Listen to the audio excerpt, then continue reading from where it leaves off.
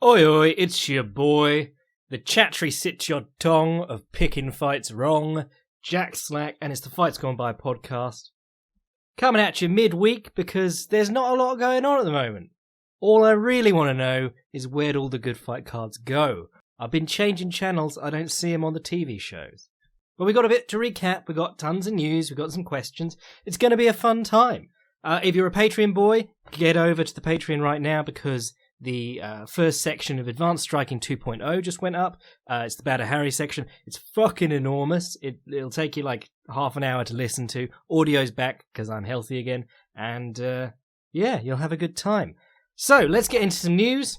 I suppose the big breaking piece is that Josh Thompson's retired. I thought he already was retired, but this is his formal retirement, of course, until Scott Coker wants to do Gilbert Melendez versus Josh Thompson. Would that be 4 or 5? Interesting chap, you know, still heavily involved in coaching and things like that. Was around in the UFC in like the last days of the first attempt at the lightweight division. Popped over to Pride for one fight in like 2005, and then he ended up on the very first Strikeforce MMA card, fell in with Scott Coker that way, and had a good little run there. I mean, on the first card he took on Clay Guida, but later on they had 2008. He had the first fight with Gilbert Melendez for the Strikeforce lightweight title, even though they previously made a Strikeforce US lightweight title because they were proper WWE at the time. But he had a terrific trilogy of fights there with Gilbert Melendez, which I think pretty much sandwiched the era that Strikeforce was around. I remember watching the first Strikeforce, or at least the main event of it. It wasn't a Gracie versus Shamrock one or something like that. But those Melendez-Thompson fights went all through it, and they were good fights. You know, if you haven't seen them, go watch them. They're probably on Fight Pass now, if you can work out the inscrutable search system. But then, you know, what most people will probably remember Thompson for is that after Strikeforce, he came over to the UFC. He lost a split decision in his last Strikeforce fight against Melendez, which was for the title. That was the end of their trilogy. And then he fought Nate Diaz, and he obliterated him. It was probably the best performance of Thompson's career, in my mind, because he fought just a brilliant game plan against a very tricky opponent. Well, not tricky, but tough opponent. And, of course, no one has really... I don't think anyone else has stopped Nate Diaz by... TKO, you know, you could have the cut against Masvidal, but nobody's put him out like that. Beautiful low kicks and movement. Obviously, the Diaz kryptonite, and then he just head kicked him. And I think Nick threw in the towel during that, but yeah, it was a fantastic performance. Got the title fight with Benson Henderson. I mean, at that point, he was already an old hand in the game. I mean, like everyone who fought Benson Henderson during his title run, he got the close split decision loss. That was just something weird about Benson Henderson. He could have a close fight against the best fighters in the world, and then a close fight against fighters who were not on that level either. Not that, you know, Thompson wasn't on that level, but then lost that fight to Bobby Green, which was the weird one where Bobby Green kept shoulder rolling and not doing anything in return. Then they put him with Tony Ferguson, who just butchered him, and then he left for Bellator and had a couple of fights there before he retired. I mean, his last fight was against Patricky Freire, and that was back in February 2017, but that feels so much more recent than that. But that was a kind of a harsh one because Patricky knocked him out by headbutting him, basically. He caught him with a couple of cheeky nodders on the way in and really stunned Thompson and knocked him out. Very rare for Patricky Freire to be knocking out a name opponent unless they're very old. So what else is going on this week? I mean, the news broke that we're getting a women's pound-for-pound list. Hooray. First one is up, and I had a quick look at it. Now, people who listen to the podcast a lot will know that I have, in the past, perhaps exaggeratedly, well, I mean, the standard of women's MMA is considerably below men's MMA, but I have in the past said there are about 15 women in the world who are good at fighting, like objectively good, if you judge them by a male standpoint, or by the standpoint of where the male divisions are now. And the fact that Jessica Ai is number 12 in the world, pound for pound, as a woman, leads me to believe that I overestimated that significantly. But you know pound for pound is bollocks, because people have been going back and forth about this the entire weekend, and nobody even seems to know what pound for pound means. Some people seem to think it's like a measure of accomplishment, which would be, you know, just how many title defenses did you manage. Other people seem to think it's a measure of skill, which is correct. That is what it originally was. The term pound for pound was invented because Sugar Ray Robinson would get his ass kicked by a heavyweight or a light heavyweight. Well, actually, he fought Joey Maxim at light heavyweight, but would get his ass kicked by a heavyweight. But we wanted to say, man, Sugar Ray Robinson might be the best boxer in terms of skill in the world if weight didn't matter. Hence, pound for pound, the best boxer in the world. So the fact that you've got people like... Well, I mean, if you can't think of 20 men more skilled than Amanda Nunes and Valentina Shevchenko, I don't know what you're watching, But that's the weird place we're in. Everyone's got to have a fucking ranking, and they've got the women's featherweight division in the rankings here, and they've literally just taken out all the rankings and kept the picture of Amanda Nunes up the top. It's really just daft. But, we're pretending this sport's a legitimate sport and we got legitimate rankings while continuing to have 14 dudes doing the rankings, offering no new people to come in and do the rankings, never approaching like real journos or people who actually know anything about MMA to do the rankings. There's about 2 guys on the rankings list who I do know a bit about MMA, but the others are just random dudes from weird websites in Brazil. Anyway, fight announcements. These are always the fun ones. Got some good stuff coming up soon. The big ones were, obviously, Kevin Lee and Islam Makachev have been barking through the fence at each other for ages, it seems like now. And we all went, yeah, that's a really good fight. But in the same sort of way that Scott Coker used to get MVP and Paul Daly to come to press conferences and announce they'd both be at the press conference and then announce them in 2 separate fights, we sort of got the same thing going on here. But the other 2 fights are good. So, any combination of these 4 names is great for me, but you got Kevin Lee versus Charles Oliveira, and then you got Islam Makachev versus the boy, the man of the hour, too sweet to be sour, Rafael Dos Anjos Mark II, Diego Ferreira. Now, Kevin Lee versus Charles Oliveira is great because you got Charles Oliveira, hittable, bit chinny, game on the feet, good with his double collar tie and his kicks, but... Oh, and his dope-ass elbows, lest we forget. But Kevin Lee sharpening up the striking game, getting down behind the jab, building off it. And then Kevin Lee's obviously got the wrestling, very strong top player, back taker, smotherer, and choker. Charles Oliveira, very slick on the ground from all positions. Great fight. Then Makachev versus Ferreira, brilliant because Makachev, I've seen him have trouble with guys who play a more... who actually play a bottom game rather than a scoot to the fence and try and stand up game. And I've seen that with all of Abdul Manap Nurmagomedov's students, really. Play the guard, don't go to the fence. That's the new thing with talking when we're talking about fighting his students. But, Nick Lentz, Soryuken, Mansour Barnoui all had success against Makachev by playing a traditional bottom game. Ferreira is interesting because his recent success has come from going straight forward at people and overwhelming them. Or just, putting them through the meat grinder for 3 rounds and exhausting them.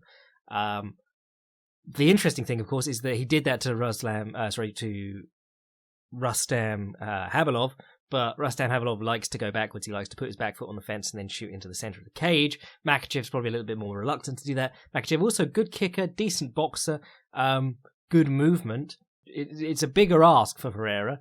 But then Ferreira, put in people like Mebek, Tysonov on the back foot and making them look very amateur, has given me a lot of faith in Ferreira's turnaround.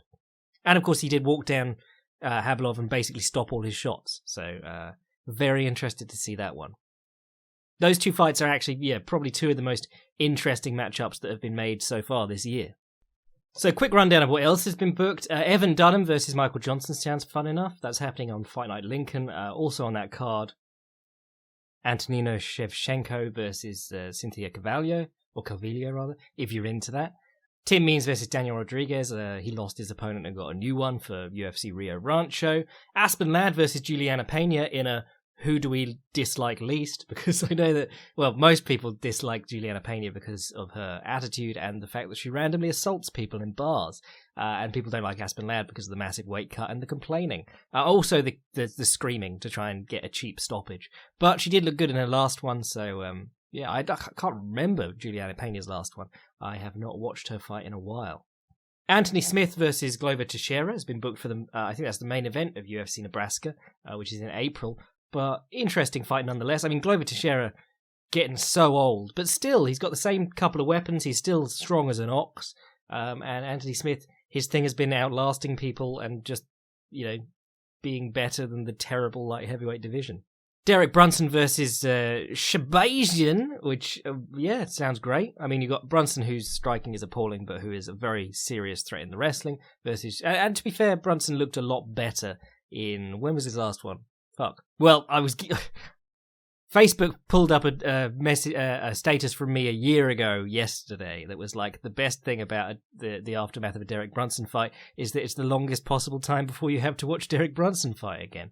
And I did say my opinion has changed slightly. I thought he looked okay at his last one. Looked good against Heinich too. Was that his last one? But yeah, fighting a little bit more reasonably rather than just running in with his chin out. So yeah, Shabazian's got a tough ask there. Really just testing a guy that we know has a lot of potential. Heaps of cancellations this week, though. You got Jimmy Rivera was injured and out of his fight against Marlon Vera, which was a really interesting matchup, and also a step up for Marlon Vera. Robert Whittaker pulled out of his fight with Jared Cannonier. Obviously, all the criticism on Whittaker for being injury prone and pulling out of a lot of things. Then there were some rumours about him donating bone marrow or something to his daughter, which then he said are not true, but Dana White did an interview where someone asked him about Robert Whittaker, and he almost cries when he says that Robert Whittaker is just an amazing man, and he's not going to tell you why he pulled out of the fight. So we all felt kind of, well, certainly I didn't, because I love Robert Whittaker and I wasn't saying it, but people felt a bit bad about getting on Whittaker about being a pull-out merchant. And then Darren Till stepped in to replace him, immediately broke his ankle, and is now out of that fight too. So Jared Cannonier cannot find an opponent for love nor money at the moment. Oh, and Bader versus Nemkov was signed for, well, it's supposed to be on for May 9th. Probably one of the most interesting thing that Bellator can do with Bader right now. Nemkov, decent fighter. I think he's one of those ones that people are like, Fedor protege, but the phrase Fedor protege has been watered down to the extent that it means nothing.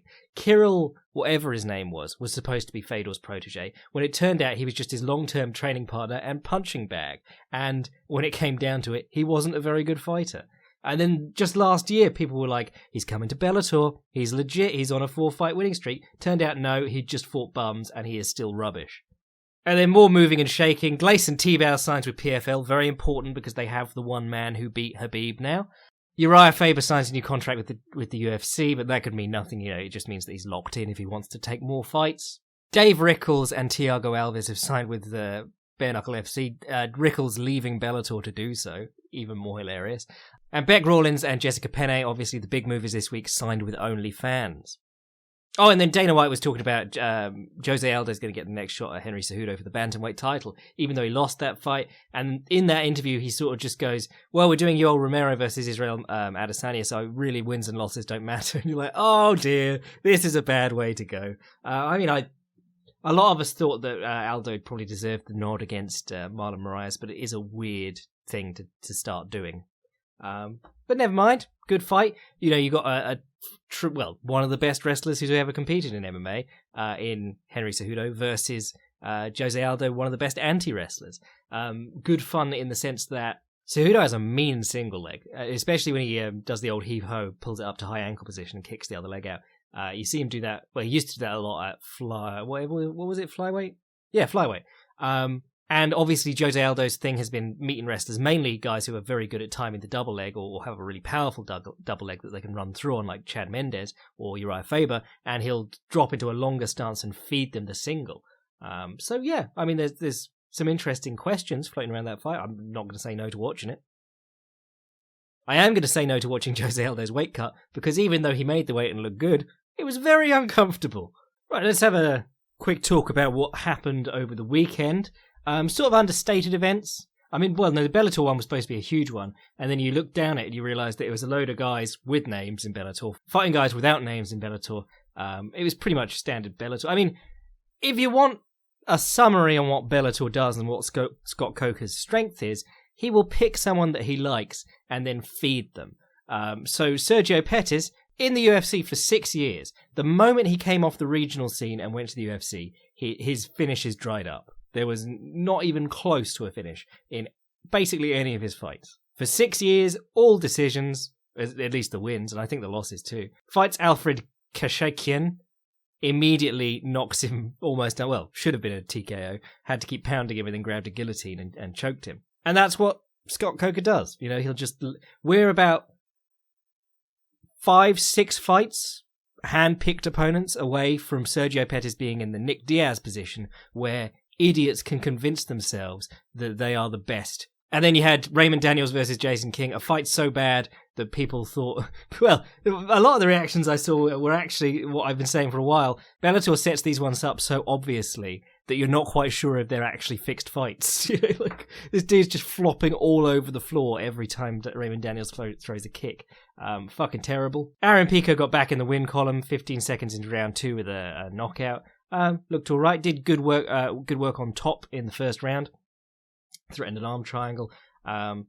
Really like seeing him get back in the win column, and then he does the celebration, and I go, oh fuck. Just remembered, didn't want to see that.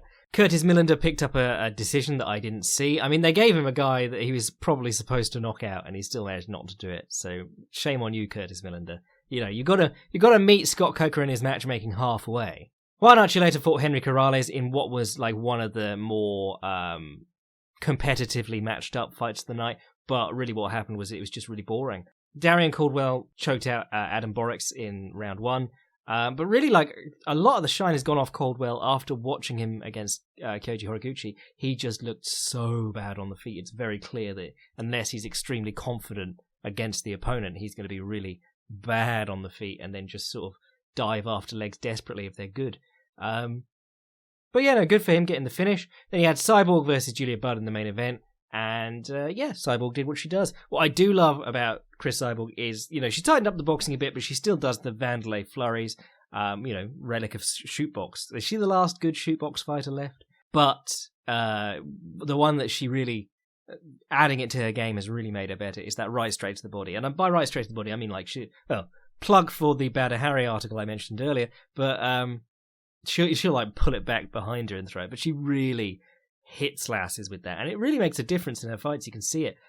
Julia Budd did a lot of getting stuck on the fence, and from there she would throw a low kick, and you've seen this so many times, especially lately actually, for some reason, but dudes trying to throw low kicks with their back to the fence and immediately getting hit in the face with the right hand. Happened a couple of times to Budd.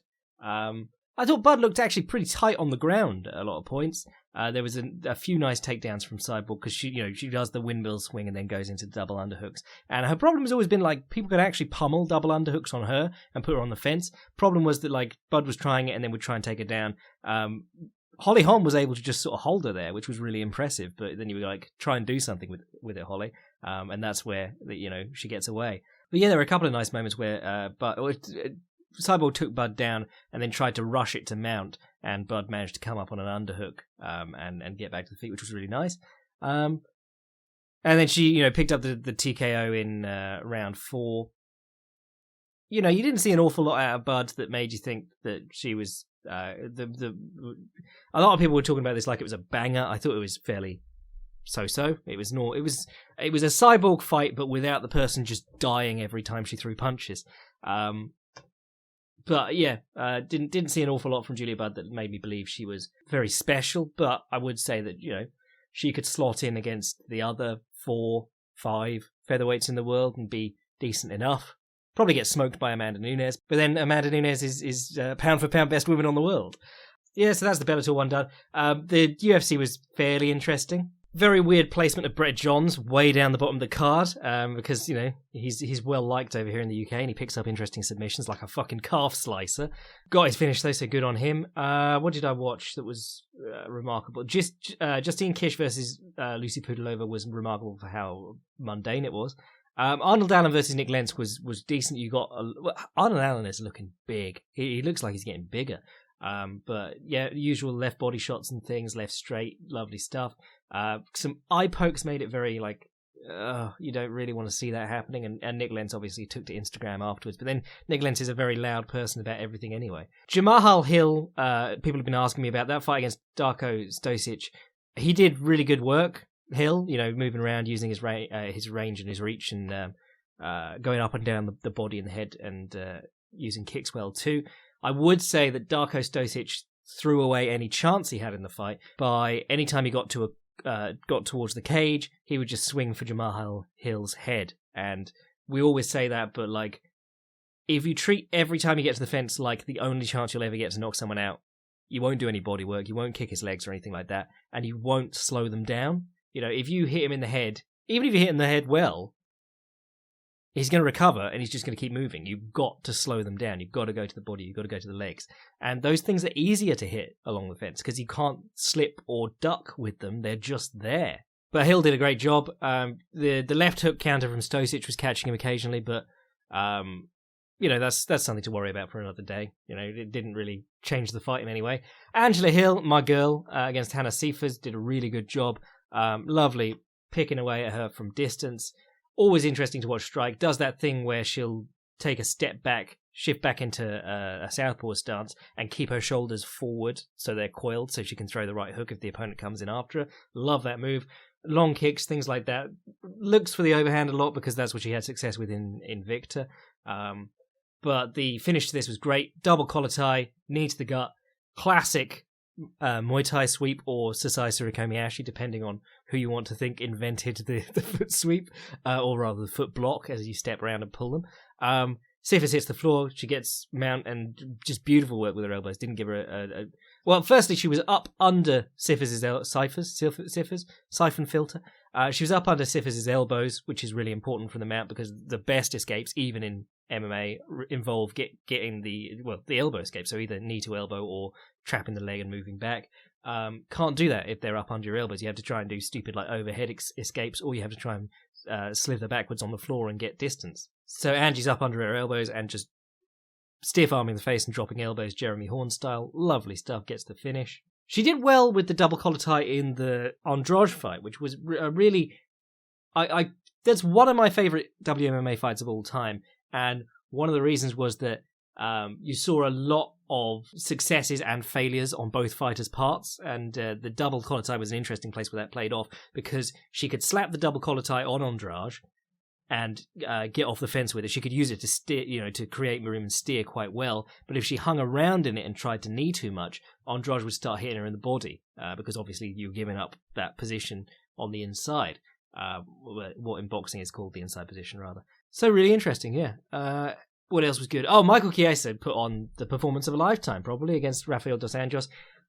This was one of those ones where I'm watching it and everyone's going, oh my god, Rafael Dos Anjos has lost a step and so on. And I suppose he probably has. I think it'd be better if he could still make the cut to lightweight. Obviously, a lot of people think that we should make a 165 division just so Dos Anjos can keep being one of the best ever.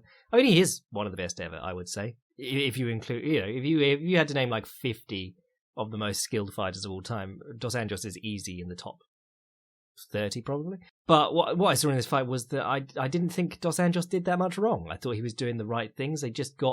He got on the back foot or on the bottom position, and then it's just you're battling the clock almost, because if it's taking you, and we talked about this with like getting up from underneath Habib along the fence, if you are losing huge amounts of time trying to get back into a good position, even if you're not taking tons of damage, you're losing.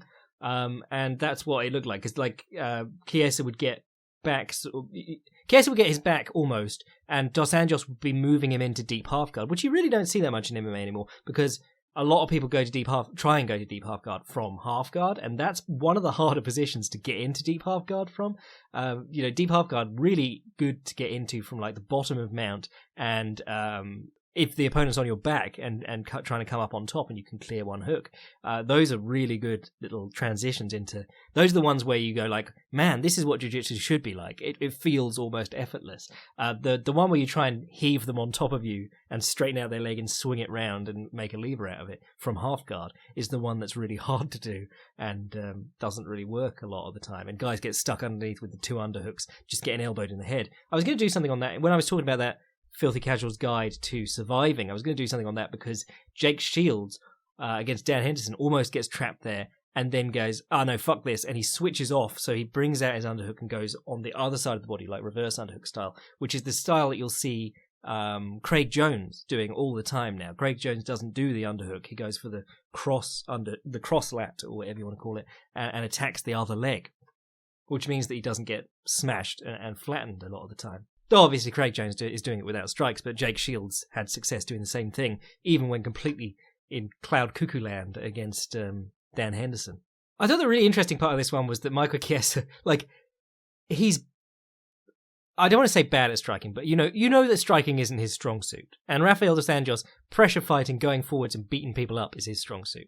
And like I said, I don't think Rafael Dos Anjos did that much wrong in this fight. Whenever he was getting up, he was sealing off, he was doing it well. Whenever he was striking, he's doing the things we know he should. Like, if you watch Rafael Dos Anjos against anyone, whether they're southpaw or orthodox, he goes closed side on the leg, so like the calf kick against fellow southpaws, or the step up right calf kick against orthodox fighters, and he goes body on the open side, so left body kick against orthodox fighters, right step up body kick against southpaw fighters, like he was doing against Chiesa. He'll dig right hooks to the body on southpaw fighters, wide left hands to the body on orthodox fighters. He's really sound on a level of principles, just a brilliant fighter all around. But he goes in, hits Chiesa along the fence with a beautiful right body shot, and Chiesa runs at him, and Rafael Dos Anjos is sort of like freaked out and gives ground, and then ends up on the fence where Chiesa takes him down. And that was the first takedown of the fight, and I was like, that's weird. But the rest of them were actually really well timed ducks by Chiesa against a guy who's really good at pressing people to the fence and not giving them easy takedowns when he's doing it normally. So I'm not too sad about Rafael Dos Anjos, also because I sold all my stock in Dos Anjos and moved it into Diego Ferreira, who I think is actually older, but he's doing the same sort of like turnaround that Dos Anjos did. But also just because he looked fine. Like, this was not Michael Chiesa murdering him. This was Michael Chiesa getting good positions and then struggling to keep those positions as Dos Anjos kept trying to improve his own position. And then Curtis Blades versus Junior Dos Santos. Sad for Dos Santos, but really good work by Blades. I think the moment I knew this fight was sort of done was in the first round. Dos Santos threw jab and the big overhand, and then Curtis Blades came back with a perfect straight right, and it looked like it just ran out of steam as it was touching Dos Santos' chin. It might have missed it by a fraction of an inch or something like that. I couldn't really see from the camera angle. But Junior Dos Santos completely failed to react to it. And I was looking at that going, oh dear. And then, wouldn't you know it, the next few times that Curtis Blades throws the right straight, he just catches Dos Santos clean and put him away. I think he hurt him with that in the second round, and then it was like knees and ground and pound that finished it. But really good performance from Blades. I mean, it's the difference that confidence can make. When you watch that second fight against Ngannou, you're watching him like tentatively jab, and then Ngannou gets his timing almost immediately. I think, get this man confident with banging with big bangers, and then the wrestling will just open itself up. And of course, he didn't really, I can't remember if he hit any good takedowns in this one, but he was like going for takedowns almost half-heartedly, just to keep Dos Santos thinking about the takedown, keep that lead hand low, keep that chin out there, make it easier to hit him all the time. So great work by Curtis Blades. Sad for Dos Santos, but it's pretty clear that Dos Santos is, or has rather, at some point lost a step, because I'm watching him load up for wheel kicks, and the one that he landed on Mark Hunt, we were like, fucking hell, where did that come from? But I'm watching him go into the position and be like, I'm going to wheel kick. Oh, he's already gone, and up on the wheel kick. Anyway, that'll do it on recap. So let's have a quick question for today. Hey Jack, after rewatching GSP versus BJ Penn, I came to a few conclusions. Other than a masterclass on jab variants, two things from this fight stood out to me. One, GSP used the single leg as a clinch position to land strikes. Why do we never see this? George would grab a single, then stand upright, almost chest to chest with BJ. From here, he would grab deep with his inside arm and free his outside arm to land body hooks, head hooks, and even elbows over the top. It's not the most secure position, but it seems like an easy opportunity to land free strikes. When the opponent inevitably stomps their foot to the floor, it would seem that you're free to drop on the double, separate and strike, or slide back up into an over-under clinch. 2, I am of the opinion that fights should be stopped more often when they're no longer competitive, even if one fighter is not at risk of being finished. In my opinion, there was no sense in Herb Dean letting BJ come out for the fourth. He showed no offense, no answer for what GSP brought to the table, and no hint that he would adapt or make a technical turnaround. Jack Slack registered TM. Call me a dreamer, but perhaps had BJ been saved from taking that unnecessary pounding, he would have had enough left in the tank to win his long-anticipated comeback fight at the Lava Shack in 2019. Your boy forever, Stefan, brackets maybe Struve, maybe not, I don't know. Yeah, I mean, that is a fantastic fight to watch if you want to watch just an ass-kicking. because the first fight was the first fight was a welterweight versus a lightweight, but one of them knew how to box and one of them was really not comfortable doing it, and you really saw GSP shown up in that fight. Come the second fight, GSP's like surpassed Penn. He's looking brilliant as a boxer. The jab is so sharp. The body jabs especially. Penn's always had great head movements, so just keep jabbing him in the chest and the gut. He really hated body shots, BJ Penn. He would not take them well. In spite of, it's one thing to not have a six pack because you want to carry a bit more weight into the fight and fight up at welterweight, but if you don't have any abs underneath, you're going to struggle taking the blows. That fight's really interesting for a number of reasons, because like George would go to the single leg a lot along the fence, knowing that he wasn't going to get Penn down immediately, because Penn was just so good at stopping people and taking him down. And if you grabbed a single leg on him out in the open, or shoot a double leg on him out in the open, he'd feed you the single, and then he'd hop to the fence and just chill there on one leg, because you've got a guy with great balance who's then happy to just lean on the fence and let you get tired, stooped over trying to hold his leg. Watch him against Kenny Florian, Diego Sanchez. He would hit the switch from there on dudes, just like dig deep in their thigh and almost throw them by the later rounds. So yeah, I think George's team had the right idea in using the single, but trying to grind him down a bit. And you're talking about free strikes with the free hand and stuff like that. Not going to do an awful lot, but it is annoying. And you can land a decent body shot on someone while holding their leg. But the other thing that George's team were always very adamant about, like post-fight, was that they were trying to get BJ to dig for underhooks and use his arms and tire himself out. And you could say the same from legs too. If you're making him stand on one leg and hop around a bit, you're probably going to tire him out. And by round 3-4, he's barely moving. Regarding the stoppage, that was, I believe that was his team throwing in the towel between rounds, wasn't it?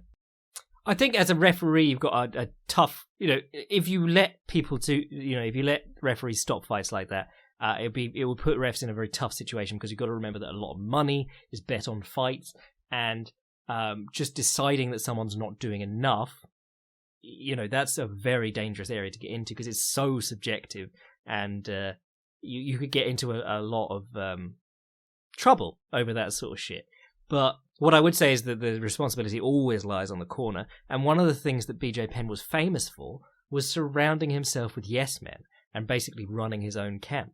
With the exception of like when he worked with Marv Maranovic or whatever his name was, and he'd get Jason Perillo in from time to time, or he'd go and work with Jason Perillo.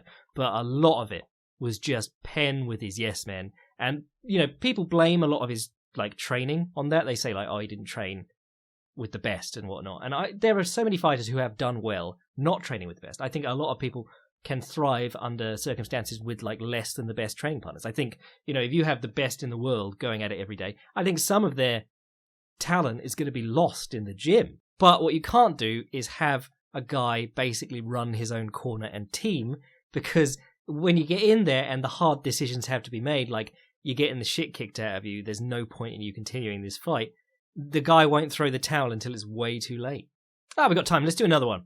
Hello, Jack. Long-time reader since the Fightland days and recent Patreon boy here. Plug. Bad Harry Peace, go read it. I was rereading one of your earlier articles, and you mentioned the phenomenon where fighters tend to craft their offense around things they find difficult to defend. Could you elaborate on this? The example you gave was Daniel Cormier's use of bodywork in his striking, while also seemingly being troubled by body strikes himself. This was written during his Black Fedor days, back when Black Fedor didn't conjure up images of an obese Rampage Jackson, but it ended up ringing true in the second Jones and Miocic fights. What about the inverse, where fighters are susceptible to a certain technique or tactic, but would gain from doing it as well, i.e. Stephen Thompson loathing low-line sidekicks despite the potential to do wondrous Wonderboy things with them? Cheers from Long. This is something we talked about a few times. Well, I couldn't even remember the article that he was talking about, and then I went back and I was like, oh yeah. Because, like, there are fighters, BJ Penn was one where I was saying, hit him in the body, long before dudes were hitting him in the body. But the Diaz brothers do not like being hit in the body. And Daniel Cormier, like, I watched him take a couple of body shots from Josh Barnett and Frank Mir, and he, like, leapt through the air taking these body shots. So I was like, hit him in the gut, that'll probably work. And then, you saw John Jones and Steve Miocic had incredible success. And that was just because he didn't have any form of poker face. He couldn't hide the fact that it really bothered him. But the idea of, like, it's interesting. You can learn a lot about a fighter from what they choose to do. Like, you can learn about what's going on in their head. And I think the main way this plays out is people building their offense. A lot of fighters are very offensively minded because we all learn very early on, in one way or another, that if you get on offense, you're having a good time. Like, this is, partly the Rafael Cordero thing, shootbox stuff. But if you watch like the Vanderlei and Fabricio Verdum sparring footage, the early one where they're just swinging wild and Verdum's getting mauled, and then Verdum very quickly learned that if he just swung first and kept up the pressure, he could keep guys off him. He never really became very defensively sound. He just spammed 1-2s when you came at him. But that's a real thing. Marcelo Garcia, one of the greatest grapplers of all time, he says, get on offense because it's more fun, and you give the other, if you stay on offense, the other guy can't attack you. I think a lot of us have that mindset. And, whether it's conscious or subconscious, if things bother you, you will start doing them to other people. One that I always remember is like Bas Rutten's love of leg locks. Part of that is coming up in Pancrase and learning from those guys, but he was working with like Beverly Hills Jiu-Jitsu and stuff like that when he was in Pancrase. He wasn't there all the time training with Funaki and Suzuki and stuff because he lived abroad. But he had real trouble with leg locks early on, particularly the Ken Shamrock fights. Then just every fight he commentated in Pride, it's like anytime someone gets clinched or gives up a back body lock, he should roll for the knee bar right now. And even like in World Series of Fighting, it showed you how long it's been since Bass has really cared about MMA, because he was doing commentary for World Series of Fighting. He's like, roll for the leg lock. And you're like, Bass, that doesn't really work anymore. But, even like John Jones and low kicks, we were saying years ago, get to the low kicks. He loves his low kicks. He's realized that they work really well for him as an annoyance and a thing that doesn't put him in a lot of danger. Out comes Thiago Santos the other month. Low kicks all the way, Maybe Dominic Reyes in the next couple of weeks. Look at what people are doing offensively and what they're really having success with, and ask if you've seen them having to deal with it in their fights. Go through the fights, look for it, and go, oh yeah, didn't notice that. Didn't notice that when Daniel Cormier takes a body shot, he almost jumps through the air. Cheers, Long. Right, I reckon that'll do us for today. I'm going to be doing something fun for the rest of the week. It's a little bit of a slow week, so I might get a Filthy Casuals guide up. I might do another Patreon piece. If you want to get in on the Patreon, go read the massive fucking Bowder Harry piece I just dropped. Advanced Striking 2.0 is going to be going up on the Patreon for the boys, because basically I wrote a book years and years ago, does not hold up by today's standards at all, which is why a few years ago I was like, no, I don't like that anymore. But basically, like, that was each person that we talked about, I did like 200 words on them, and like in the modern rewrite, which I've got a few sections of done, but most of it's like half done and I'm just finishing off. The modern version of it is like 5,000 words per fighter and tons of diagrams and shit I've drawn. So yeah, go check that out if you want to get in on the Patreon. We appreciate the support, and we'll keep putting out cool things for you. If you want to send an email to the podcast, fightsgonebypodcast@gmail.com. And if you want to see what I'm writing at any time, fightprimer.com. I'm your boy, Jack Slack. Pound for pound, wankings bless.